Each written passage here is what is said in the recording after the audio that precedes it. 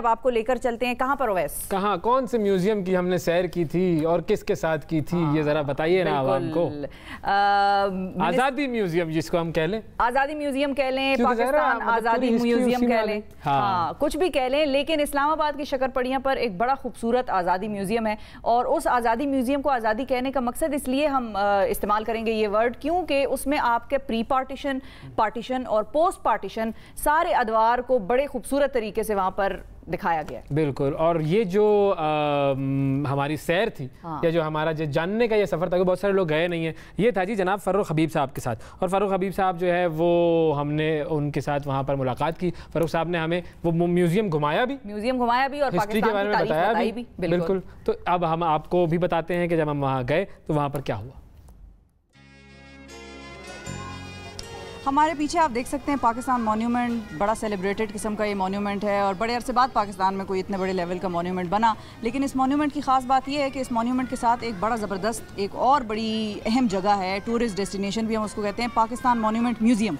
और ये जो पाकिस्तान मॉन्यूमेंट म्यूज़ियम है, इसमें हर एक को जाना चाहिए, अपने घर वालों को साथ लेकर जाना चाहिए, क्योंकि जब आप इस म्यूज़ियम में जाते हैं और इस म्यूज़ियम को देखते हैं तो आपको तारीख़ पाकिस्तान, बल्कि यूँ कह लीजिए कि ये जो इस पूरे ख़ित्ते की तारीख़ है, बर्र-ए-सग़ीर की तारीख़, वो आपके सामने आ जाती है। और आपको ये पता लगता है कि कैसे कायद-ए-आज़म ने, कैसे अल्लामा इकबाल ने और कैसे उनके साथियों ने ये वतन हमारे लिए बनाने के लिए जिद्दोजहद की। वो पूरी जिद्दोजहद आपको एक एक लम्हा यहाँ पर मिल जाता है। और स्टैच्यूज़ की मदद से आपको इन्फॉर्मेशन मिलती है, विजुअल्स की मदद से आपको इन्फॉर्मेशन मिलती है, टेक्स्ट जो लिखा हुआ है उसकी मदद से आपको इन्फॉर्मेशन मिलती है। तो तहरीक पाकिस्तान के बारे में जो कुछ आप इस म्यूज़ियम में जान सकते हैं वो और कहीं नहीं जान सकते। बिल्कुल। और मरहलावार बताया गया, यानी कि प्री पार्टीशन का दौर भी बताया गया है, फिर पार्टीशन का दौर भी बताया गया है और फिर पोस्ट पार्टीशन के हवाले से भी बताया गया है। जितने किरदार अहम थे उस जद्दोजहद में, तहरीक आज़ादी में, उन तमाम के बारे में यहाँ पर आपको इन्फॉर्मेशन मिलेगी। तो हम भी अंदर जाते हैं, आप भी हमारे साथ अंदर चलिए। और एक ख़ास मेहमान, उन्होंने भी आना है, उनसे भी बातें होती रहेंगी और ये म्यूज़ियम ये भी देखते हैं और पाकिस्तान की तहरीक के बारे में जानते हैं।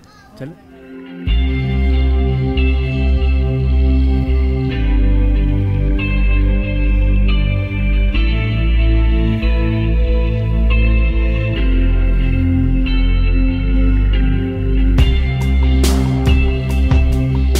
Minister of state for information हमारे साथ मौजूद है फ़ारूक हबीब साहब, और इन्होंने अब हमें दिखाना है ये मॉन्यूमेंट म्यूजियम पाकिस्तान का। सारी जो इन्फॉर्मेशन है वालेकुम अस्सलाम। पहले आए हैं आप? पहले मैं आया हूँ यहाँ पे। पहले यहाँ पर एक चाइनीज़ डेलीगेशन आया था, उनकी कम्युनिस्ट पार्टी के सीनियर वाइस प्रेसिडेंट थे, उनके साथ यहाँ में आया था उन्हें लेकर और दिखाने के हवाले से जो पाकिस्तान की पूरी एक हिस्ट्री है कि जहाँ से ये सब कॉन्टिनेंट से सिलसिला स्टार्ट हुआ और किस अंदाज से फिर जो है वो सर सैयद अली ख़ान के ज़माने से स्ट्रगल का आगाज़ हुआ, फिर उसको कायद-ए-आज़म मोहम्मद अली जिन्ना और अल्लामा इकबाल ने जिस अंदाज से उसको कैरी किया, तो वो सारी हिस्ट्री जो है वो यहाँ पर मौजूद है। अभी आपको दिखाते हैं। आ जाएं, बस फिर आगाज़ करते हैं।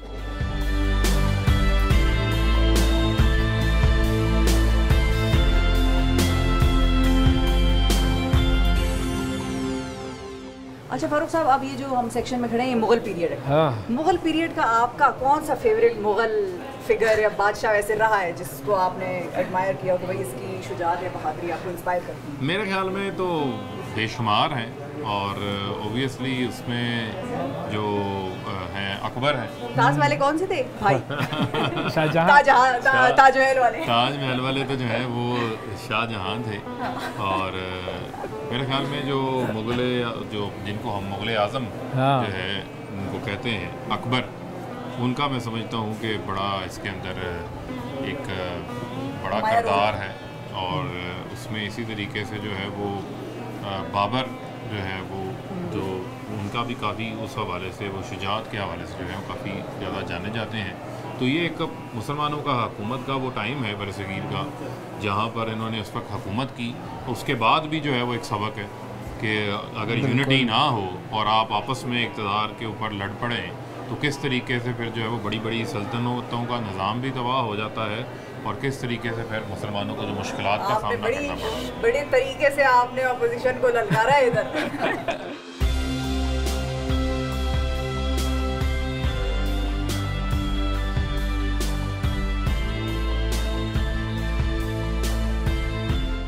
अच्छा जी, ये हम पहुंच गए हैं जंग आज़ादी पर।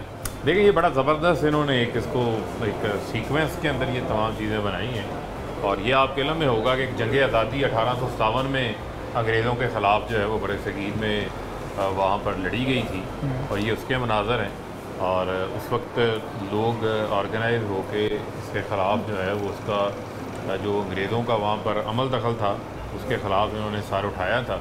लेकिन ओबियसली उस वक्त कुछ कमियां भी थी, यूनिटी का भी फ़र्क था, लेकिन उसको जिस तरीके से फिर आगे रिवाइव किया सर सैयद अली ख़ान ने, वो भी फिर आपके सामने जो है वो हम रखते हैं कि ये एरा जो है वो शुरू होता है और जो अलीगढ़ का जो क़याम है वो आता है और जो वहाँ पर हमारे जो मुसलमान थे उनको तालीम के हवाले से और ख़ास तौर के ऊपर आपको पता है कि जो अंग्रेज़ी सीखने के हवाले से उस वक्त बहुत ज़्यादा इनके ऊपर एक तनकीद हो रही थी, लेकिन ये कह रहे थे कि आप ये इल्म सीखेंगे तो आप इनका मुकाबला करेंगे। तो मैं समझता हूँ कि उस वक्त एक ऐसा विजन लेकर आए थे जो कि एक वाइब्रेंसी जिसने मुसलमानों के अंदर जो है वो क्रिएट की और उनको आगे बढ़ने के हवाले से एक नई तहरीक सैयद अली खान ने जो है वो पैदा की। ये बड़ा इंटरेस्टिंग है। कॉलेज, फिर कॉलेज से यूनिवर्सिटी, हर पोर्शन में ये जो डिटेल लिखी हुई है और ये बड़ी इंटरेस्टिंग है। अब यहाँ पे पूरा सर सैयद अहमद ख़ान का पूरा डिटेल दी हुई है कि ये कब पैदा हुए, कब इनका इंतकाल हुआ और इनकी जो यूनिवर्सिटी थी, किताबें थी, ये सारी डिटेल है।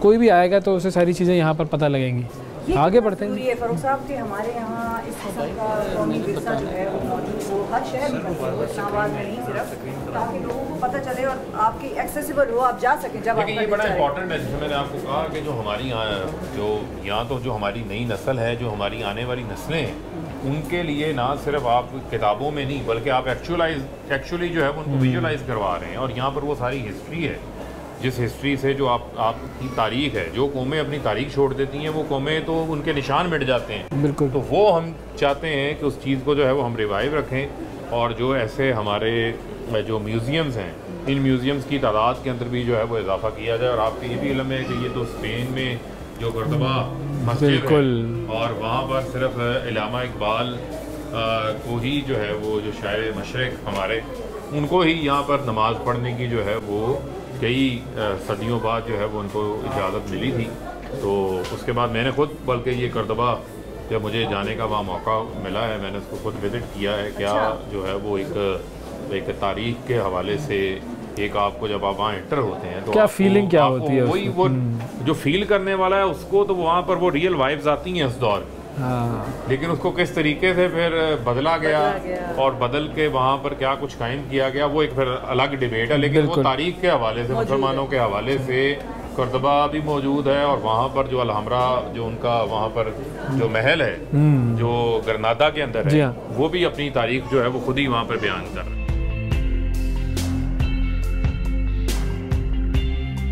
ये जिस कॉर्नर पे आए हैं, जिस सेक्शन में आए हैं, ये मेरे बड़े दिल के जो है ना वो करीब है। और जो है वो एक हूँ मुस्लिम हरम की पासबानी के लिए, तो यहाँ पर जो खुतबा इलाहाबाद है, जो टोटल नक्शा ही चेंज हो गया। आप देखें कि पाकिस्तान को जो है वो बनाने के हवाले से और जो इस हवाले से एक जो ख्याल जो सामने पेश आया, वो मैं समझता हूँ कि एक मशहूर है खुतबा इलाहाबाद, ये उसको जो है वो रिवाइव कर रहा है।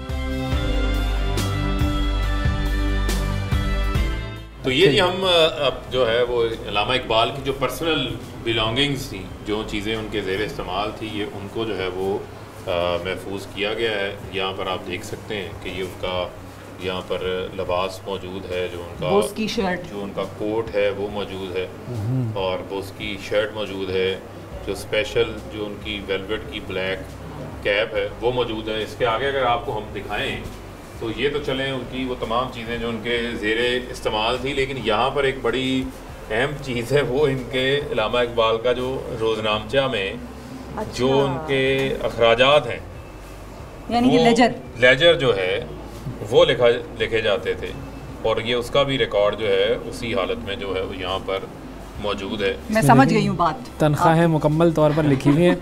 तनख्वाह मुसम्मत रहमत मुलाजिम 5 रुपये, और ये आप इसको समझ लें कि अभी तो लोग जो है वो जमा खर्च, तो शायद हमारे उर्दू में लोग अब जो अकाउंट्स नहीं पढ़ते, लेकिन वो डेबिट क्रेडिट का जो है वो पूरा हिसाब मौजूद है। Statement of income and expenditure जो है वो इस लेजर से आप अखज़ कर सकते हैं।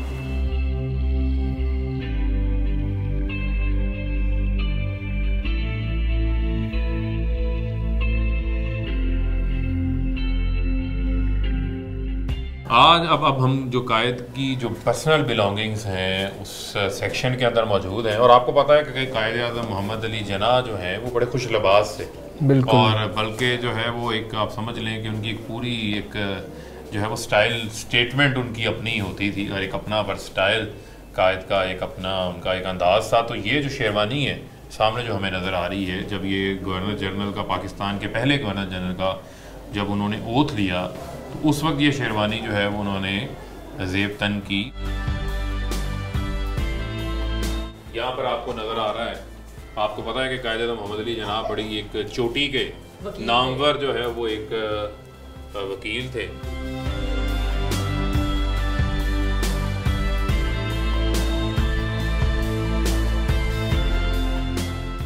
मोहम्मद अली जिन्ना के हवाले से बड़ी वादे थी, वो जो कुछ था वो उनकी अपनी हक हलाल की जो है वो कमाई थी, उसमें जो है वो सरकार का ना एक आने का भी जो है वो किसी किस्म का कोई बेनिफिट जो है वो शामिल उसमें नहीं था।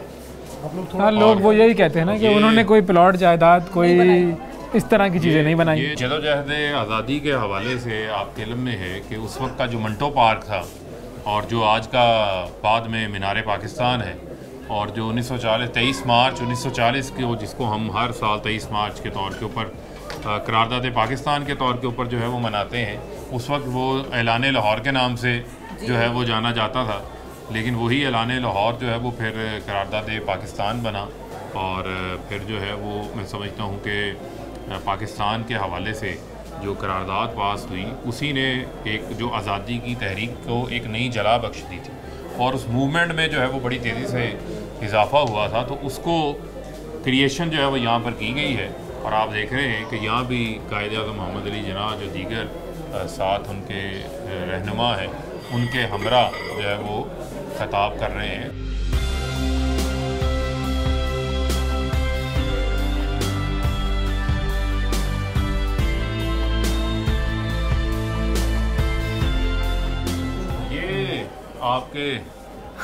आपको अच्छी तरीके से जो है वो याद होगा जो गांधी और कायद आज़म मोहम्मद अली जिन्ना की जो आपस में जो इनकी टॉक्स थी, जो गुफ्तगू थी, ये उस वक्त का जो है वो एक अहम हिस्सा है तारीख़ का।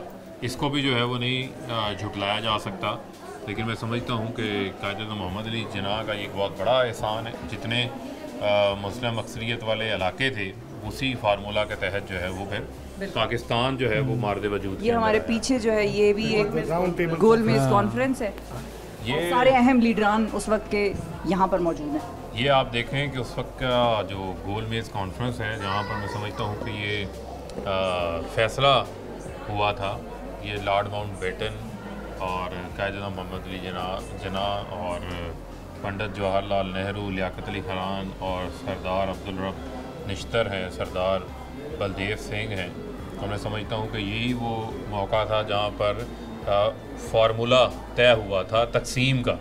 ये वो एक अहम इजलास है, और उसी इजलास में जो मुस्लिम अक्सरियत वाले इलाके थे वो उसके बुनियाद के ऊपर पाकिस्तान मार्दे वजूद में आया। जहाँ हिंदू अक्सरियत थी वहाँ पर जो है वो भारत मार्दे वजूद के अंदर। अच्छा, इस पूरे इस मौके पर हमें मेरे ख्याल में वो कश्मीर का जिक्र ज़रूर करना चाहिए कि वो जो एक फार्मूला था, उस फार्मूले में क्या क्या ऊपर नीचे किया गया। उसमें बहुत सारी चीज़ें हैं, और उसमें तो अल्टीमेटली जिस तरीके से वहाँ पर कश्मीर का जो उस वक्त का राजा था उसको साथ जो डोगरा राज आपके इल्म में है उसको साथ मिलाकर कश्मीर के ऊपर जो है वो जिस अंदाज से कब्ज़ा किया गया, और आज भी जो है वो 74 साल से ज़ायद का अरसा होने वाला है, जो जम्मू कश्मीर के लोग हैं उनको जो है वो एक किस्म की पाबंदियों का सामना है। और जिस तरीके से तो अभी हालिया जो मोदी ने इकदाम किए हैं वो तो पूरी तारीख़ में ऐसे इकदाम नहीं हुए।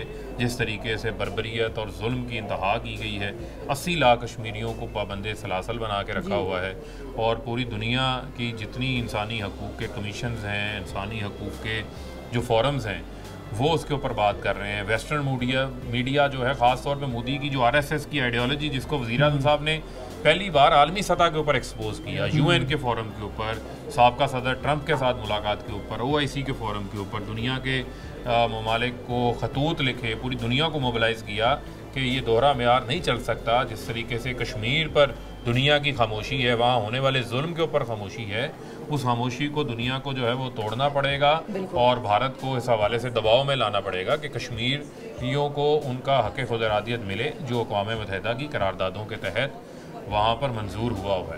अच्छा, यहाँ पे नाज़रीन को हम ये ज़रूर कहना चाहेंगे कि इस म्यूज़ियम में आकर ख़ास तौर पर आप इस जगह आकर ज़रूर देखें। इस टेबल पे कम से कम अभी ये इनकी बातें सुनकर भी, बार बार वो विजुअलाइज़ करके भी एक चीज़ का एहसास होता है कि कायदे आज़म मोहम्मद अली जिन्ना इस टेबल पे बैठे हुए तो हैं और बात भी उनसे कर रहे हैं, लेकिन लाखों का फ्यूचर जो है, लाखों मुसलमानों का फ्यूचर इधर इस कॉन्फ्रेंस में, गोल में इस कॉन्फ्रेंस पे डिपेंडेंट है कि फ़ैसला क्या होगा। और उस वक्त कायदे आज़म के जहन में आप सोचें कि एक लीडर है, उसको पता है मेरे ऊपर इतनी जिम्मेदारी है कि मैंने वादा भी उनसे कर लिया है और वो मुल्क भी उनको दिलाना है। यहाँ पर हालात भी ठीक नहीं है मुसलमानों को, आइंदा आने वाले वक्तों में सियासत में भी वो किरदार नहीं मिलेगा, कभी एक्सेप्टेंस उस तरह से नहीं मिलेगी। क्या चल रहा होगा उनके माइंड में? और फिर 1 वर्सेस 2 का सिलसिला है ना, क्योंकि अकेले हैं वो कायदे आज़म, यानी कि मुसलमानों की रिप्रेजेंटेशन जो है वो कर रहे हैं और सामने जो है वो हिंदूज और ये जो बरतानवी राज, ये तो दोनों आपस में मिले हुए। लेकिन आप इसमें ये देखें ना कि सबसे बड़ी जो कायदे-ए-आज़म मोहम्मद अली जिन्ना की मैं समझता हूँ खूबी है कि उन्होंने पूरे बरसगीर में क्रॉस द बोर्ड जो है एक तहरीक पैदा कर दी आज़ादी के हवाले से। अब लोग जो हैं लोगों के अंदर आग लग गई थी, लोगों के अंदर आग लग गई थी और हर जगह के ऊपर जो था यही था कि लेके रहेंगे पाकिस्तान, बन के रहेगा पाकिस्तान, पाकिस्तान का मतलब क्या, ला इलाहा इल्लल्लाह। ये तो हर बंदे के एक दिल की और ज़ुबान का हिस्सा बन चुका हुआ था।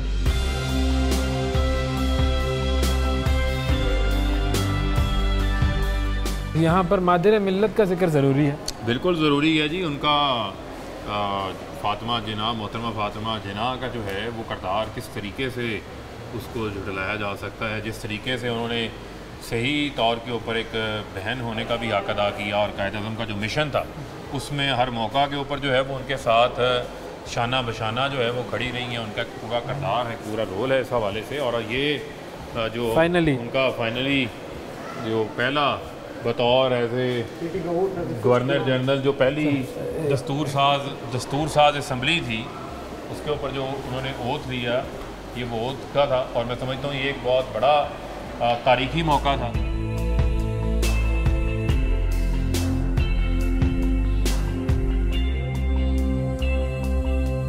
बकी नज़र आ रही है और ये बिल्कुल वो हकीकी, बिल्कुल रियल बकी है जिसके ऊपर कायदे-ए-आज़म मोहम्मद अली जिन्ना अपनी हमशीरा मोहतरमा फातिमा जिन्ना के साथ जो है वो स्टेट बैंक का जो इफ्तिताह है उसकी इनॉग्रल सेरेमनी के ऊपर आए थे। और ये आपको वो प्रेसिडेंशियल गार्ड्स भी जो है वो नज़र आ रहे हैं, जो हमारा एक फॉर्मल रवायत है, एक तरीक़ाकार है उस हवाले से।